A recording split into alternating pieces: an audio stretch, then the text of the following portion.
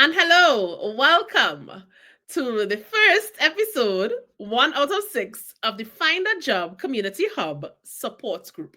So, this is a part one of a 6-part series where we'll be inviting industry leaders to come chat with you about how to find a job as an immigrant in Canada. My name is Khalees. I am the founder and CEO of UpRow, the immigrant app.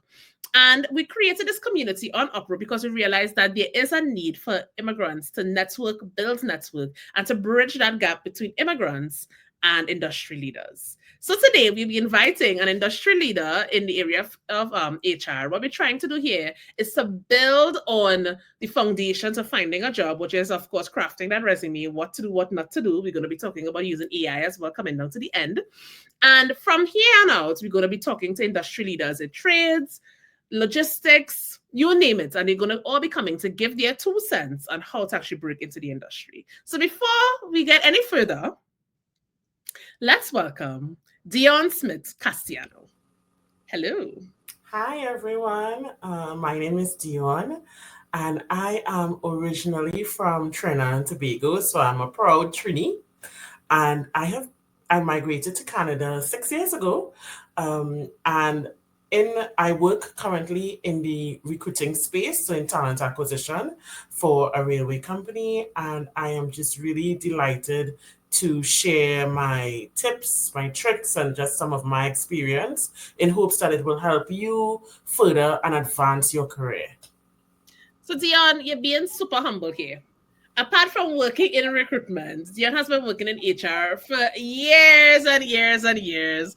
And she's also, you can find her on the career coaching tab of UpRow if you want some one-on-one attention with her, helping newcomers to craft their resumes, to do LinkedIn optimization. She's like a LinkedIn guru of late, I realize. And she helped countless of persons to craft their way to finding their first job in Canada. So I think that you're the ideal person, not to mention that you're a pro like OG, right? She's an active member of our community, helping. You can pay her for her services, but then she's also just there around helping persons with those everyday questions as well, helping persons to settle in Calgary. She's like a trooper, a real trooper, a brand ambassador of what it means to be a good neighbor and each one help one. All right. So thank you so much, Dan, for all of your contributions thus far. So today, Dionne is going to be doing a presentation for us. Can you Yes. tell us what we're going to be learning today from you? So, we're going to be talking about how to get your resume noticed. And I know that's a big thing for most people. I often hear when I interact with persons, they say to me, I've sent out hundreds of resumes and I haven't heard back. And for me, it's alarming to hear hundreds because I know that means your focus is on volume and not necessarily quality. So, we're going to just chat a little bit about that today. All right, Dionne, so take it away. I am going to take myself off and you can share your screen and you can get started. Okay.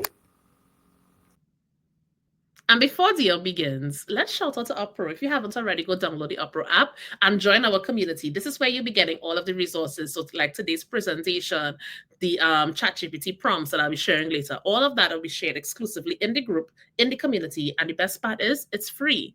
So, let's hear more about UpRow. UpRow is the ultimate immigrant app where newcomers can network, connect, and access essential services all in one place. So, what makes UpRow so different? UpRow is community powered. You can join a vibrant community of immigrants supporting each other. UpRow is also a one stop solution from housing to banking to legal advice and language tutoring. Everything you need is one tap away. With UpRow, you can build connections that matter. Build your network, share your experiences, and grow together. So how do you get started? Download UpRow on Google Play or the App Store and dive into your community and explore tailored services for your journey. Why go it alone when you can thrive with a community? Download the UpRow app today and empower your future. Join us today. And there we go. So now Dionne is going to take us through a presentation on how to get your resume noticed.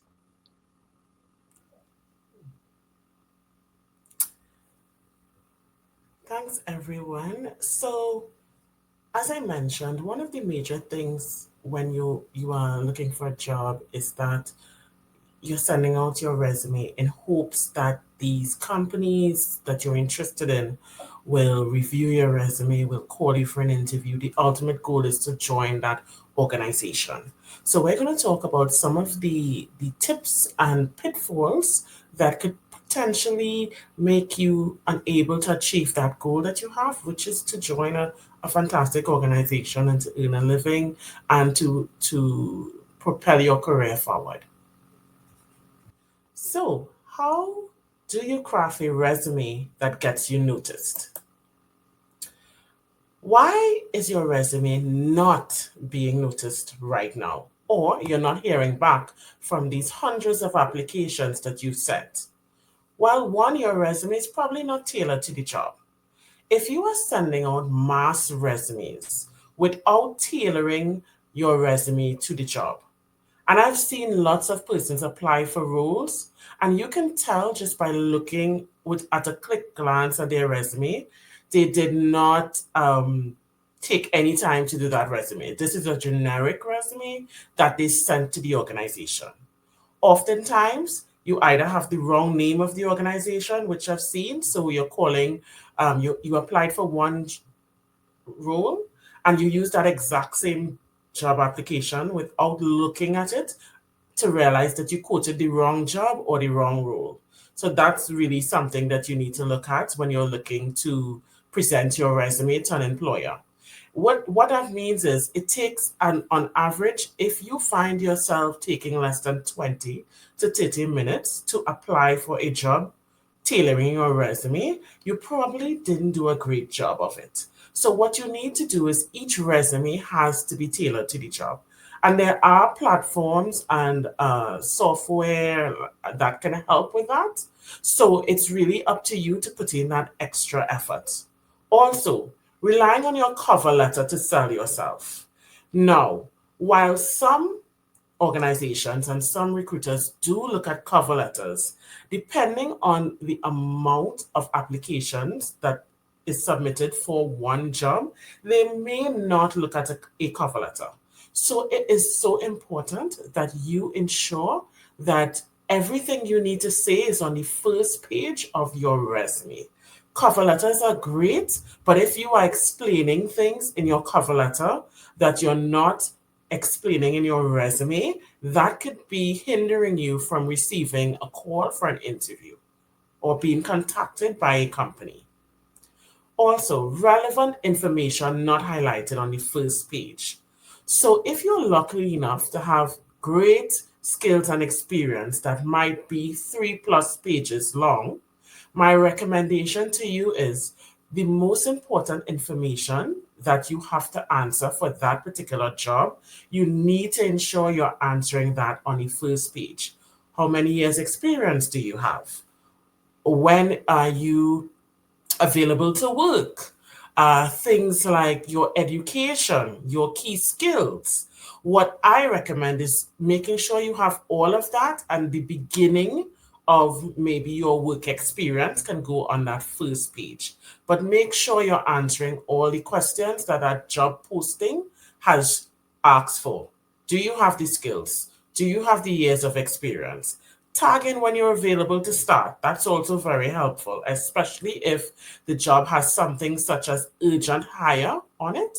You want to say, I'm available immediately. I'm available within 2 weeks. Because if you have a job right now and you know you have to give 2 weeks notice, that is also very helpful. And spelling and grammatical errors, I mean, there is so much software that can help you with that. There really is no excuse for you having spelling errors on a job post, your application, your resume, because it's so easy for us to just take the time and clear that, make sure that our spelling and our grammar is correct. And why this also sends a signal to the employer. For instance, if one of their skills is detailed oriented and your spelling is off, you're automatically you are saying to them that you are not detail oriented, and it's probably why you won't hear back for that particular job. So let's look at this resume. So can you notice anything about this resume that might be a no-no? If we we look at this resume, this person has a picture of themselves with their cat. So we know photos on those things are a no-no in a resume, especially not a personal photo of yourself. So we will be removing any photos from our resume, especially images of ourselves.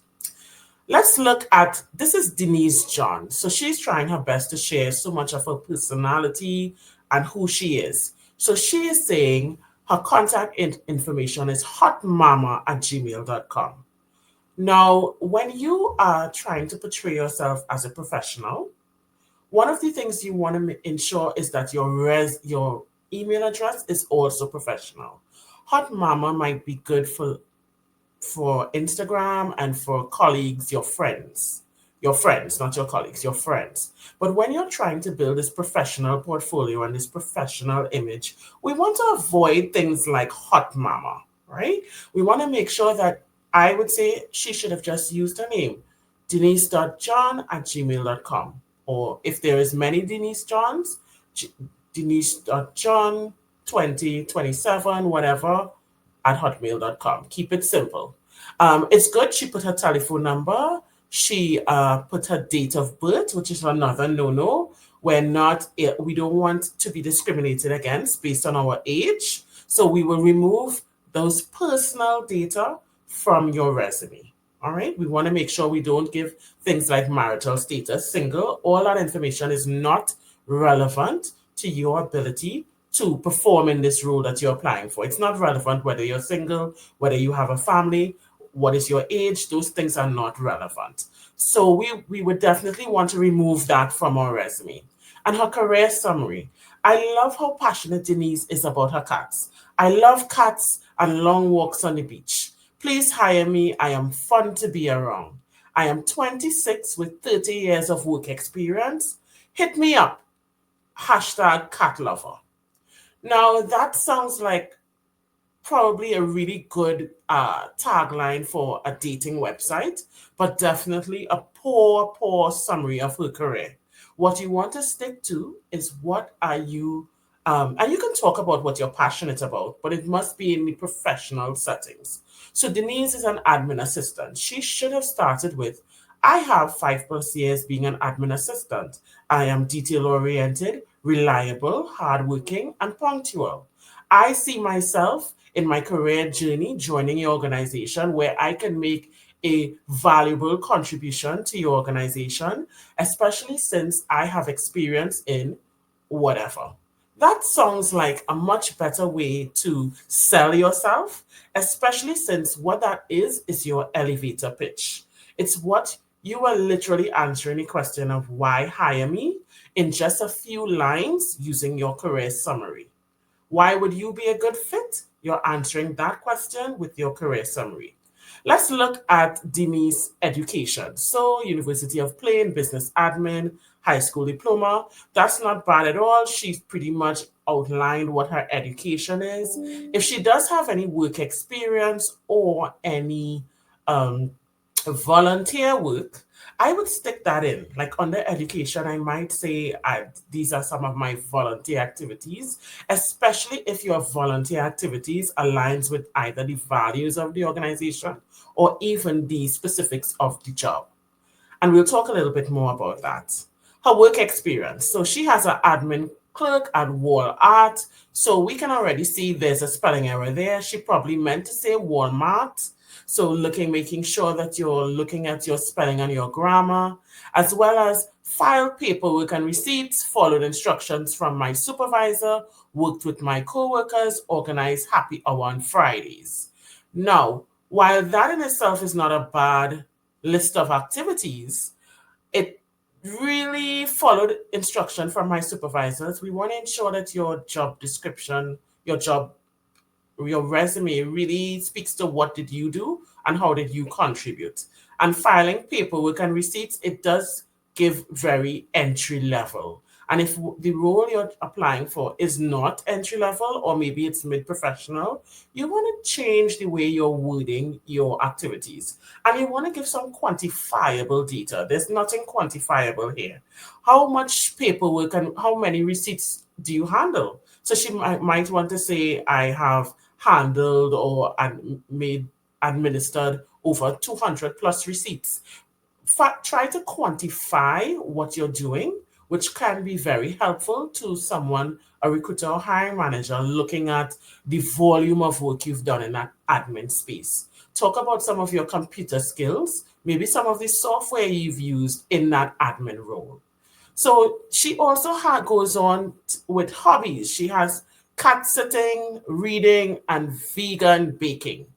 So hobbies that have zero relevance to the job, I would take out.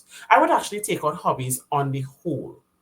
Which is, if you do, instead of hobbies, she really should have put maybe some volunteer activities at this point where she can talk about, okay, I've volunteered here, because those volunteer work really speaks to where your passion is.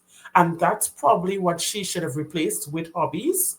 But hobbies, especially ones that are not relevant, are really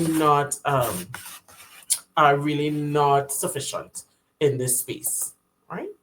And then references. She has some references at the end here. And the references is the name of the person, what is their role, and their phone number. Now, you don't need to share references at this point, and you do not need to state references will be provided. It's understood that if you, after your interview, if you are selected or you're going through that selection process, if the company requires references, because I will tell you, not all companies require references. So if the company does require references, they will ask you for a reference at that point. You really should not be providing any personal information at the initial stage of submitting your resume. So no age, no marital status, no country of origin, right? So some people might want to say where they're originally from. None of those things. Those are actually considered protected statuses in Canada. So no religion, no age, no family, none of those things should really be. You should not be identifying that on your resume. Okay. So we know that these are the no's of resumes, and there's some additional stuff, right?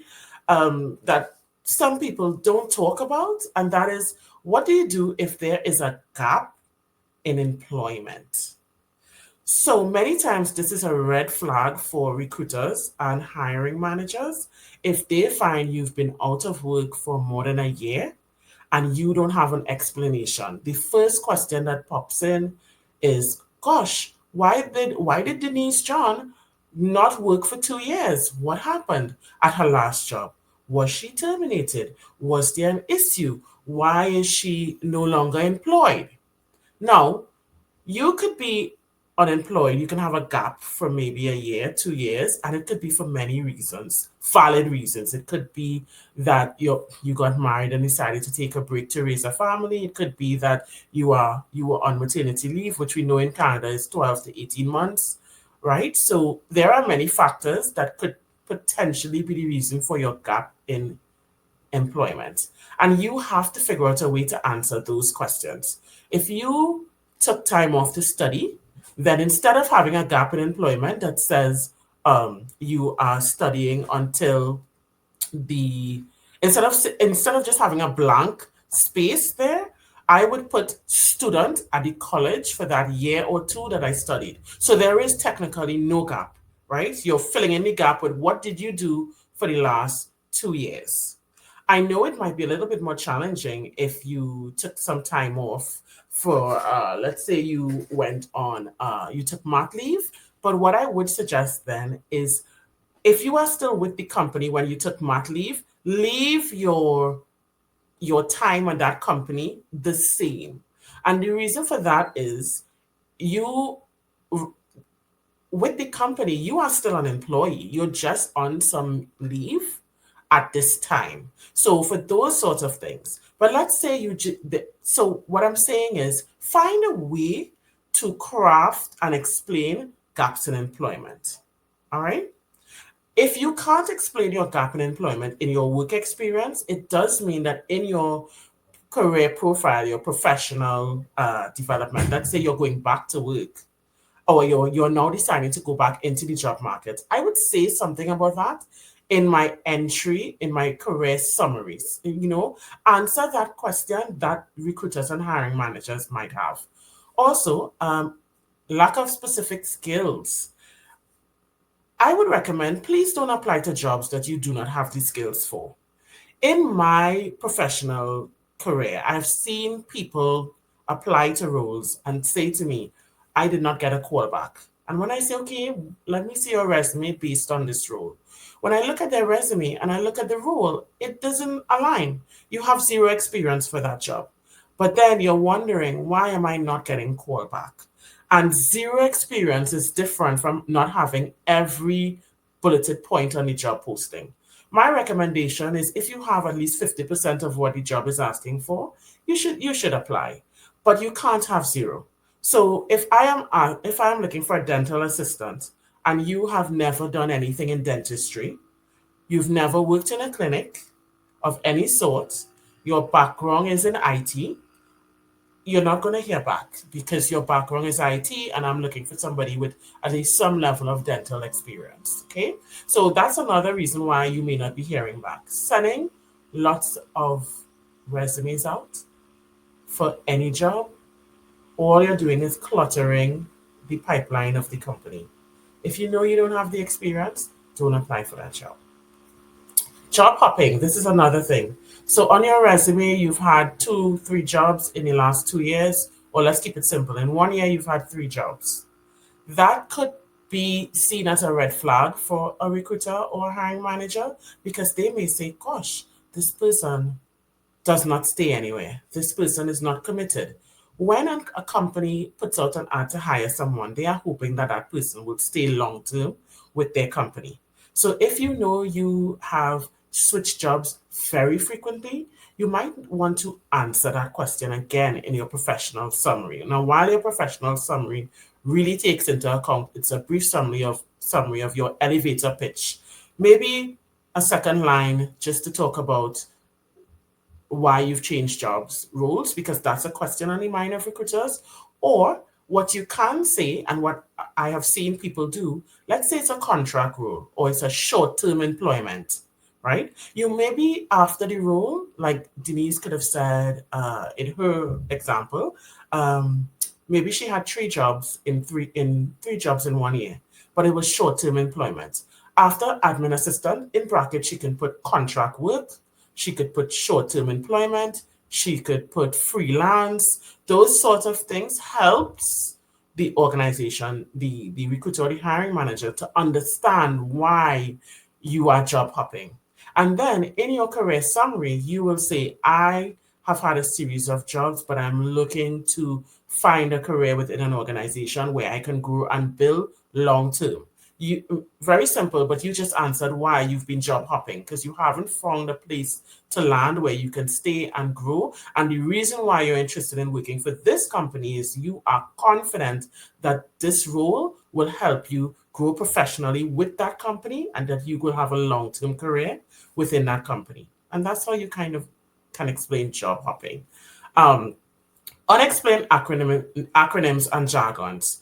Please don't assume that everybody knows what you mean when you use a jargon or term. For instance, I know what SOP means, and in the company I came from in Trinidad and Tobago, we definitely know what SOP means. But you assuming that someone here knows what SOP means is an assumption. So please stay away from jargon. Please write out words, don't use jargon. If it is standard operating procedures, then say standard operating procedures. And while most companies have jargons, the only time you really understand a jargon is when you work for a company. Now, if the company that you're applying for, in their job posting, they use a jargon and you know what that jargon means, feel free to use their jargon. That's fine because you know what their jargon means and you know that you putting the jargon in your resume, they know what it means as well. So in those cases, jargon is fine. And these are just some of the additional things that why outside of just having a well-crafted resume and formatting, this could potentially be a reason why you are not hearing from these employers. So, what does a good resume look like? So, a good resume, your name, If you have a LinkedIn profile, which I recommend all of you do, especially if it's in the professional field versus skilled trades, your email address, which is going to be a professional email address, your phone number, you need to provide your phone number, and your city and state. Now, city and state just lets the recruiter know where are you currently located. And I'll pause here for a second just to share. Let's say I'm in Calgary, Alberta, and you are in Ontario, but you want to move to Calgary, Alberta. So your phone number is going to be an Ontario area code. Your city and your state will probably be, let's say, it's Toronto, Ontario. Don't assume that the recruiter knows that because you applied for this role, that you plan to move. So I would say, again, in your professional summary, and you have to keep your professional summary so tight, so you have to find a way to be very concise in the information that you share. But you want to say planning to move, relocating in March, something that lets the recruiter know, okay, this person is looking for, is planning to move and uh, will be available to work in the location that they're applying for, so that the recruiter or the hiring manager doesn't have to pick up the phone and clarify, hey, are you willing to move? You should say that, right? Willing to relocate, and you should say that. Professional summary next, so you're going to put that information there. Key skills, that's really important. When any job posting talks about the skills that is required for this job, and instead of the recruiter or hiring manager having to go through your entire resume to figure out if you have the skills, just put it up there, make it easy for them. If they're asking for technical skills, put the technical skills. If they're asking for soft skills, put the soft skills. Just make it so easy in that first 30 seconds of glancing at your resume for us to get the information that we need to make a decision on whether we should connect with you for a job interview. Education and certifications, you definitely want to put that, and professional work experience.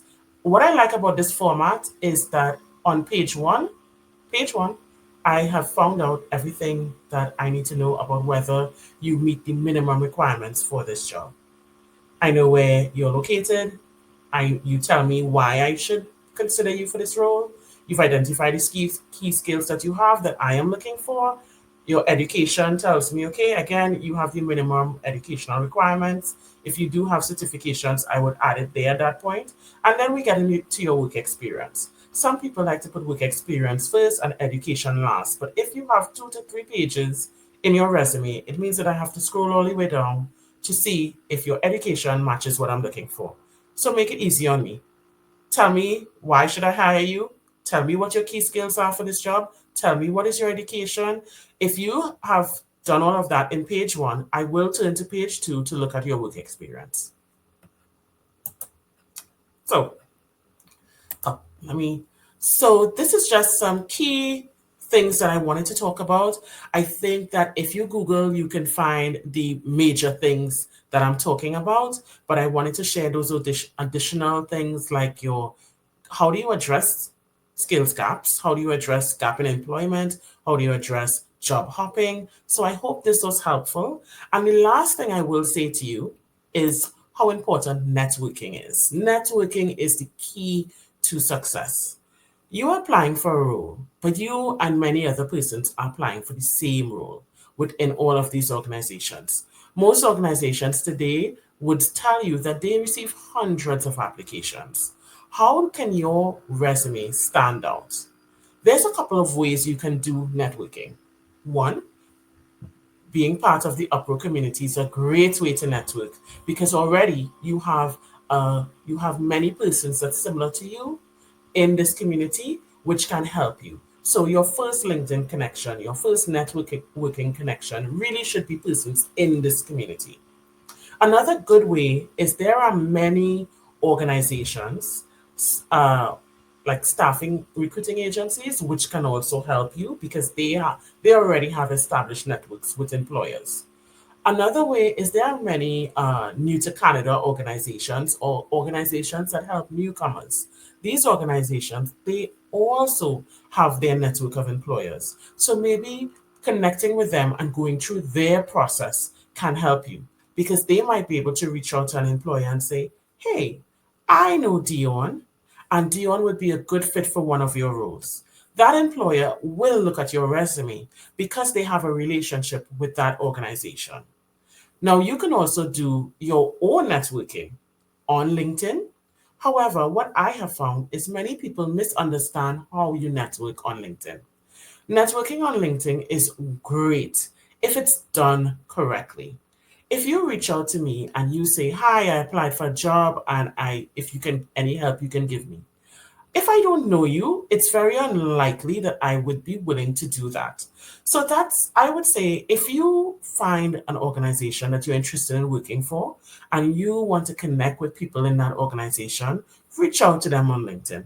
But please don't speak about jobs. Maybe you can reach out and say, what is it that you love about your job?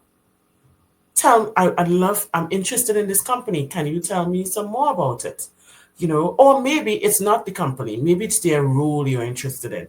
And you can say, I'd love to learn a little bit more about you and your role because I'm considering a similar career path to the one that you have. There are many ways to reach out without asking directly for a job. And bombarding people that have titles such as HR manager, talent acquisition recruiter, those sort of things is not always the best way because remember, in their day-to-day job, they're looking at resumes all day. So for them, um, going on LinkedIn and having people additionally talk about resumes, it may not be, or jobs that they're interested in, might not be the most effective. While I'm not saying you shouldn't connect with recruiters as well as hiring managers, I will say be genuine in your connection and really try to see how best you can form that connection without directly asking for a job. Okay. And I think that's just some of my tips for networking that you can use to really help you get your resume in front of the right person. Lots of the roles right now, many times they are not posted. So imagine all of these jobs that are not posted that are being filled by persons through their network. So networking is truly the key to success. And if you're not seeing success with just submitting your resume to jobs that are being posted, then you do have to consider, how can I connect with persons, connect, grow my network, and find jobs through my network. I hope these tips were helpful and that you have excellent success in your career journey. Dionne, let me tell you, thank you so much, first of all. Thank you, thank you, thank you. I think you covered everything in the basics of what not to do, right? And the importance of networking. Some quick Q&A, because I know persons who are watching this will have some questions. And of course, go download the UpRow app, click on the community tab and join the job hunting community. If you have questions, we'll be continuing the discussion in there. But some of the questions off the top of my mind that I know people will be asking is, how important is networking as opposed to having a good crafted resume? Like, can my network give me a job quicker than my resume, or should I focus on sending out resumes more than networking? Like, which one should I be focused on? I think you need both. I think you need both. You do need a good resume. But what your network will do is advocate for you. And potentially the stronger your network or even just your connection with that person, you may not even really need to have a well-crafted resume. In the Girl, sense, yes, in the sense that if someone has interacted with you, they trust you, they're I willing to like put you. their name and their reputation on the line for you, they'll go to bat for you. They will say, "Hey, Dion can do this job, and Khalees can do this job. I know Khalees. She is a go-getter. She's reliable. Those sorts of things." Then sometimes your It's an afterthought. I would say resume is excellent for when you are applying to roles. Your network is better for when a role is going to be created for you or there's a vacancy in that company and the company they want referrals. Companies love referrals because if I work for a company and I'm referring to someone to that company, I'm going to tell that person what's great about this company, what's not so great about this company. They are already coming with a pretty good understanding of that company, right? Mhm. Thank And you. the fact that I'm willing to put my name on the line, right? So, Because I've yeah. heard of people getting hired without the resume. The resume is kind of like an afterthought, right? So you answer that question where the resume is important, but it's also important to grow your personal network. Yes. Now, next question. AI. How do you feel about it in crafting resumes? Good, bad, indifferent. Tell us. So, I think AI is very helpful. When you are struggling to put together a sentence, or what's the word I'm looking for? AI is wonderful for that. It really is helpful in clarifying your thoughts, making your content very concise. However, what I don't like about AI is AI has a very generic voice. AI sounds like AI. It doesn't sound like a human being sometimes. And you are a person. Part of what you're selling is not just your resume, but yourself as well. So I would say use AI to rejig your resume, but don't use AI to write your resume, Mm. right? And also remember, if you depending on your company, you never know who the recruiter is that might actually, or the hiring manager that might be looking at your resume. I can pretty much tell if somebody did a chat GDP resume because there's just certain words that the AI always uses, And how it right? summarizes things and it gives like an introduction. Yeah, I'm like, so if I'm going through resumes, I'll be like, Mhm, I've heard this statement before, right? Because it mhm. just sounds like I've heard. So I would say it's good for do your resume yourself. Put down your thoughts, and don't worry. The nice thing about AI is don't worry about whether the spelling and all that is wrong or your words. Just put down your thoughts. What have I done in my career that would make me a good fit for that role? Then you can run it through AI, and AI will fix your wording and those sorts of things. But sometimes some of the words AI use, if you know you don't use that word, I would not use that word. So Mhm. AI might say, they might use a word like exponential. I might know what exponential means. So no, I'm not going to put that on my resume because then remember when you go for this job interview and you just send out 100 resumes, and I hope you keep every resume that you sent out. When they say you mentioned exponential, what does that mean in terms of this role that you did? And you're stuttering because you don't even know what that word means. So I would say AI is good to just tweak words if you're struggling to find a word to use or struggling to craft a sentence. AI is really good for that, but I would say nothing beats the human eye. Go back, look at that resume. Make sure you keep some of the things you said so that it doesn't sound so generic. All right.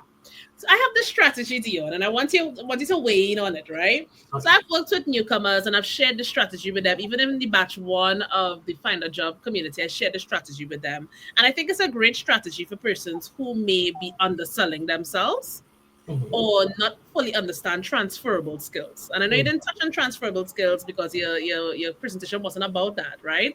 But I think a lot of immigrants struggle to really sell themselves, or they may think that a role is not for them because they don't think they have these skills, when in fact they do, Mhm. right? So I've seen newcomers or immigrants who were doctors back in their home country, and Mhm. they don't want to apply for customer service role because they don't have customer service experience. But you were a doctor. You literally were dealing with customers. They were your clients, right? Mhm. So I Yeah. think that AI is great in terms of highlighting those transferable skills. So tell me Yes. how you feel about the strategy.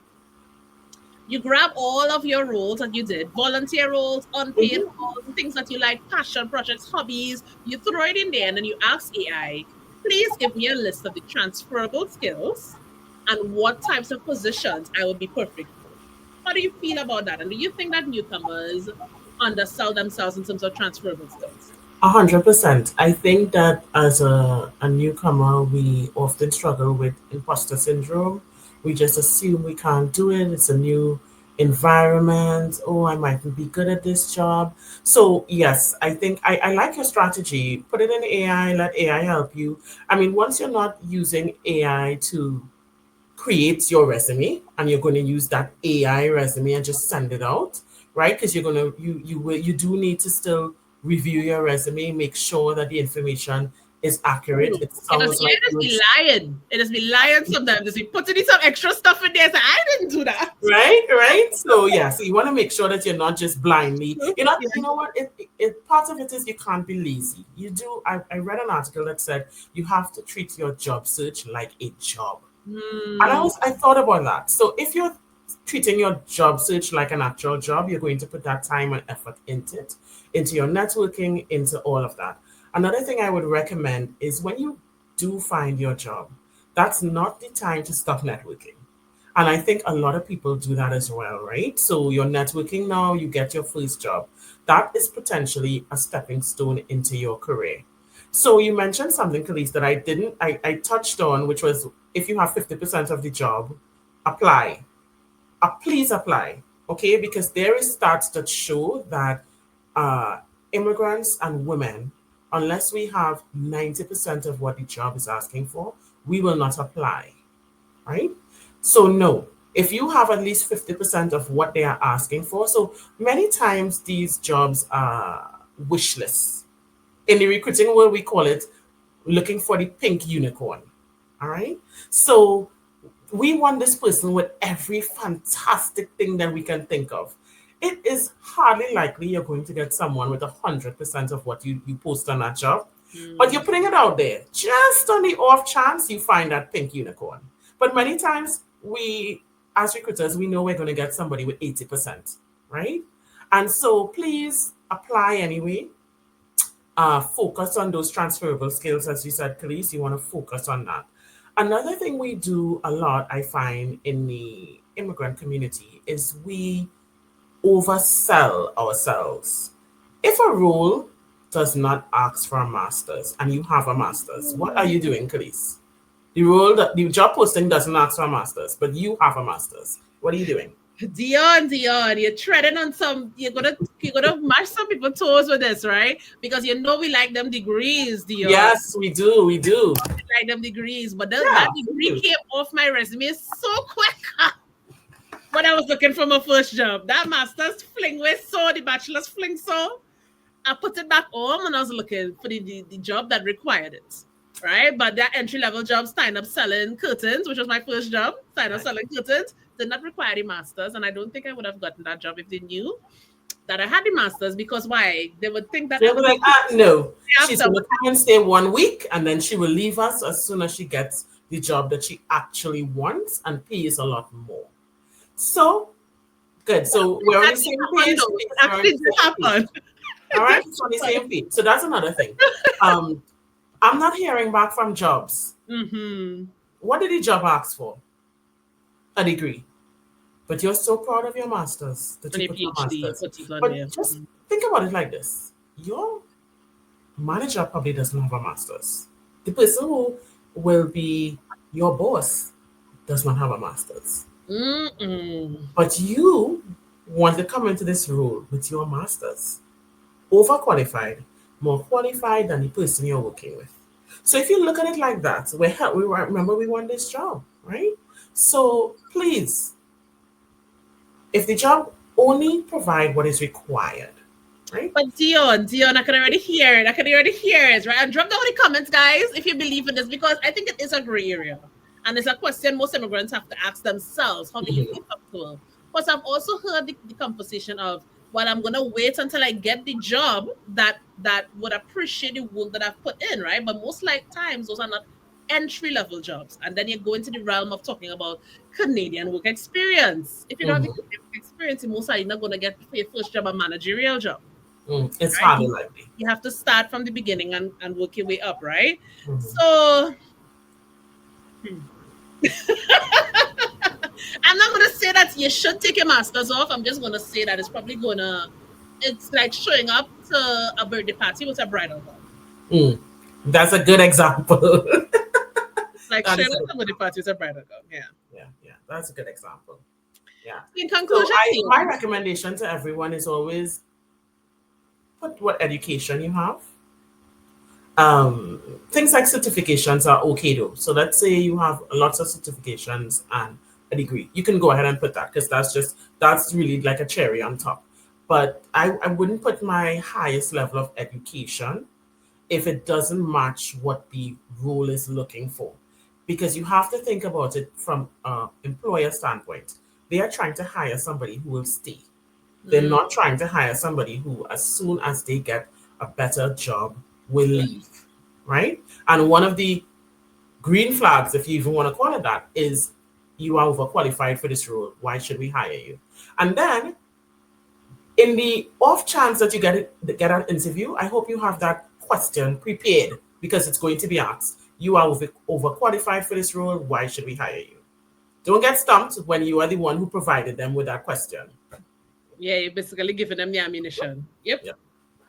All right, Dionne, thank you so much. And for persons who are watching this, please comment down below your thoughts, or better yet, go download the UpRow app, click on the community tab, join the community, and share your thoughts. I will also be sharing with you my prompt list for ChatGPT for persons who are interested in finding out those transferable skills and using my strategy.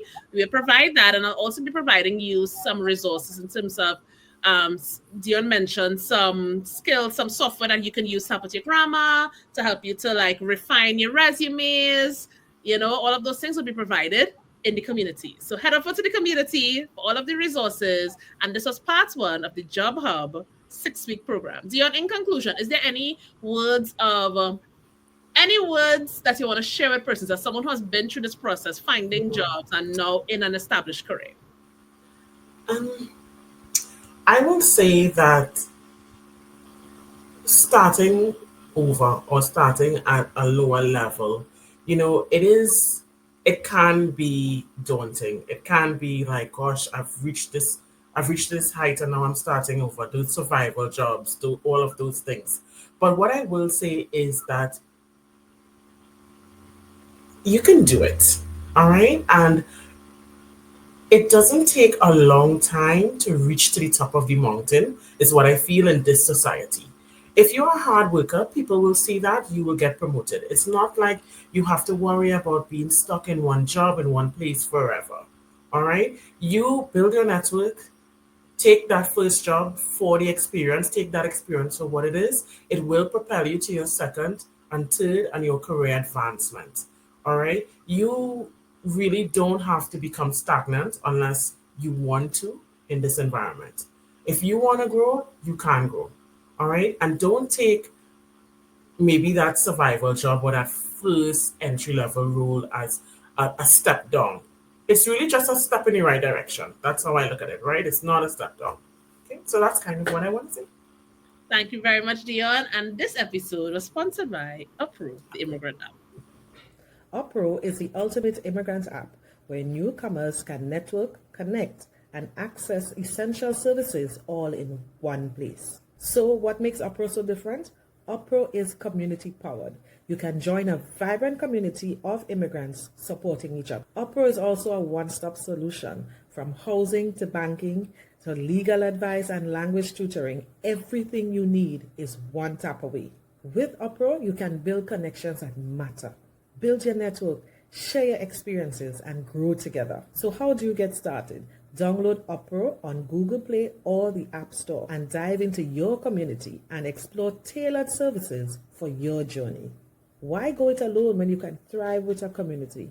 Download the UpRow app today and empower your future. Join us today and take the first step towards your goals.